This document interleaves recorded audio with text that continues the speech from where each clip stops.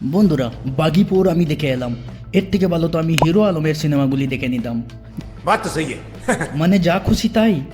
পুরো সিনেমাটি অ্যানিমেল আর মার্কোর সিনেমাটার পুরো মিক্সচার। আপনারা যাবেন না ফালতু পয়সা খরচা করে, কোনো মতলব নাই।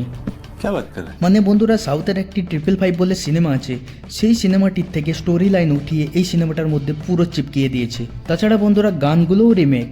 সিনেমাটি রিমেক চলো ঠিক আছে, আবার গানটাও রিমেক, মানে বেসারম রং থেকে উঠিয়ে নিয়ে চিপকিয়ে দিয়েছে। তাছাড়া বন্ধুরা, এই সিনেমাটির কাহিনীটার মধ্যে দেখতে পাবেন একটা দুর্ঘটনায় টাইগার শ্রফ নিজের গার্লফ্রেন্ডকে হারিয়ে ফেলে, আর সে তাকে পাগলের মতো খুঁজে বেড়ায়। আর এই দুর্ঘটনার পেছনে কার হাত আছে সেটা জানতে হলে আপনাদেরকে সিনেমাটা দেখতে হবে। তবে বন্ধুরা, সিনেমাটির মধ্যে আমাকে একটি জিনিসই ভালো লেগেছে, আর সেটা হলো সঞ্জয় দত্তের এন্ট্রি।